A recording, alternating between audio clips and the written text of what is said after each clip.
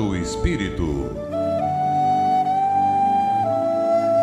Bom dia, ouvintes da Rádio Guarujá, AM 1420.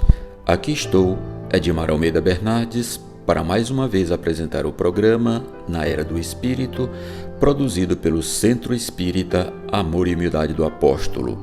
Tema de hoje, dinheiro e atitude, baseado no texto de Iracema Linhares Giorgini.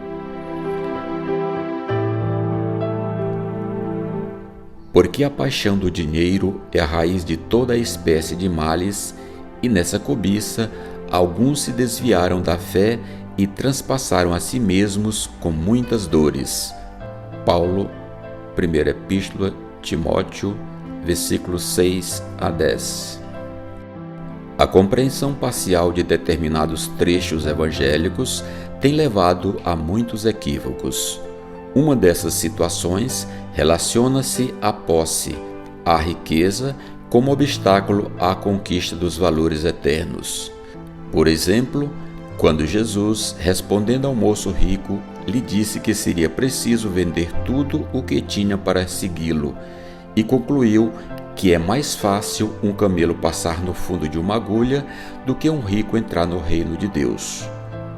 Muitos interpretam que o mestre menospreza a prosperidade e condena aquele que possui a riqueza. Jesus, com tal ensinamento, jamais quis menosprezar a prosperidade, que é um bem da vida, e nem condenar o rico.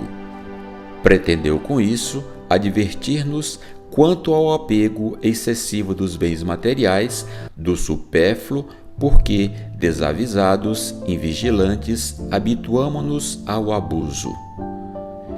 Em O Evangelho segundo o Espiritismo, Allan Kardec esclarece que, se a riqueza houvesse de constituir obstáculo absoluto à salvação dos que a possuem, conforme se poderia inferir de certas palavras de Jesus, interpretadas segundo as letras e não segundo o Espírito, Deus, que a concede, teria posto nas mãos de alguns um instrumento de perdição sem apelação alguma, ideia esta que repugna à razão.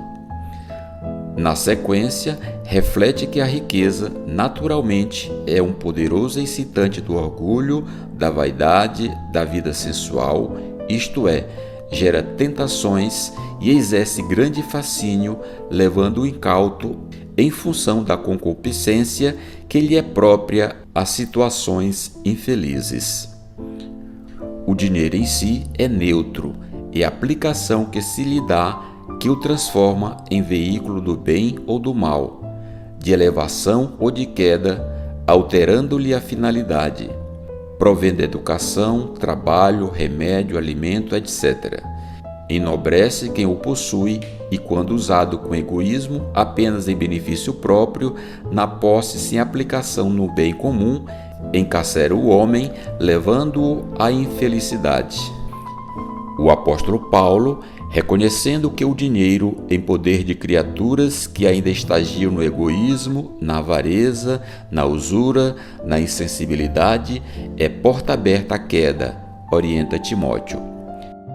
Emmanuel, no texto em estudo, atualizando o ensinamento apostólico, considera que, embora o dinheiro seja bênção da vida, seu uso indevido deforma o coração daquele que o segrega no vício, faz-se verdugo implacável do avarento, transforma a inteligência perversa em alma destruidora, vinga-se daquele que o extorque e o recolhe, instalando enfermidade e cegueira, mas é instrumento libertador quando aplicado no campo do progresso e da bondade.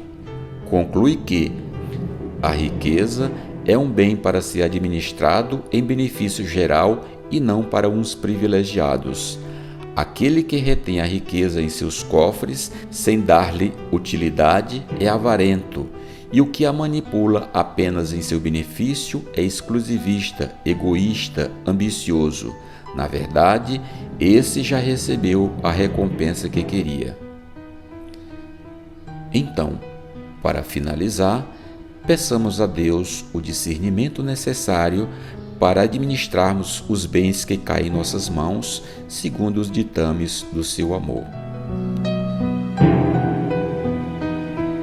Ouçamos agora uma mensagem de um momento espírita produzida pela Federação Espírita do Paraná.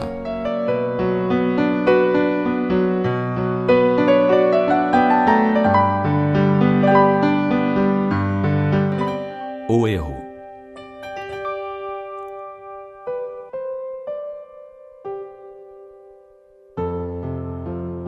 Quem é que nunca fez nada de errado? Naturalmente, todos nós, algumas vezes na vida, cometemos erros, seja intencionalmente ou não. O erro faz parte do aprendizado. Por trás de todo erro está a ignorância, o orgulho ou o egoísmo.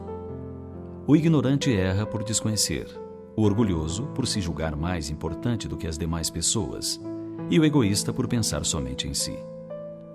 O que caracteriza o erro não são os padrões sociais ou as diretrizes éticas estabelecidas, mas sim suas consequências sobre o indivíduo e a sociedade. O que torna algum gesto desacertado são os seus efeitos malignos. Erramos quando nossos atos ferem alguém, quando invadimos o direito à felicidade do próximo, quando destruímos ao invés de construir. Numa palavra, erramos sempre que geramos sofrimento para os outros ou para nós mesmos. Por estar vinculado ao sofrimento, vemos que o erro não é um bom negócio. Entretanto, se formos sábios, saberemos tirar frutos dele.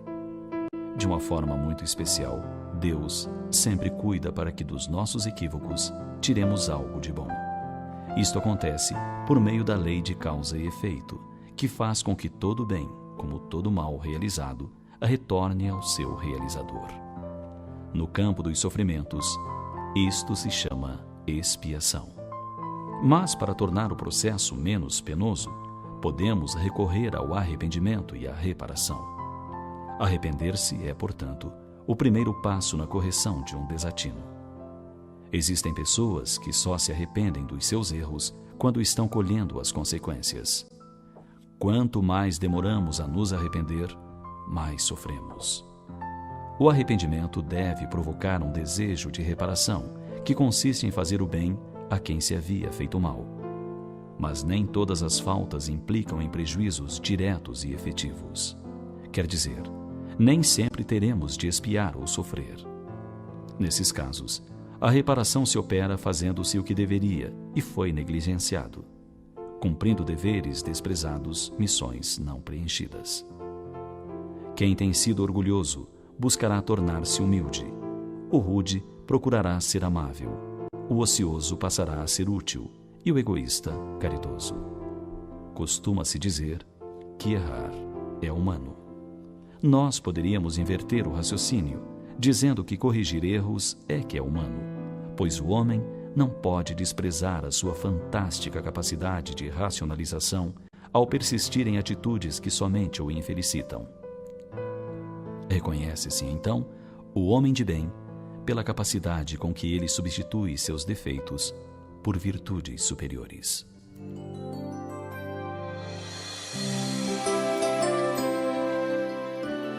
Você sabia que os efeitos dos nossos atos se estendem muitas vezes para além da existência atual?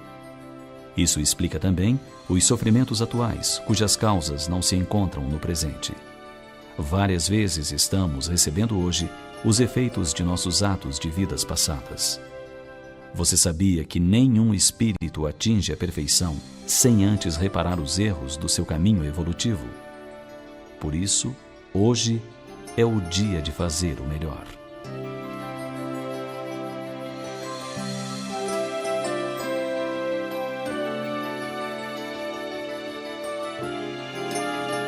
Este programa é de responsabilidade do Centro Espírita Amor e Humildade do Apóstolo.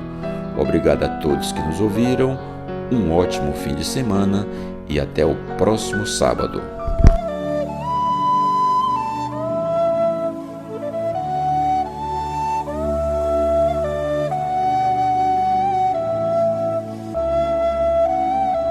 Na Era do Espírito.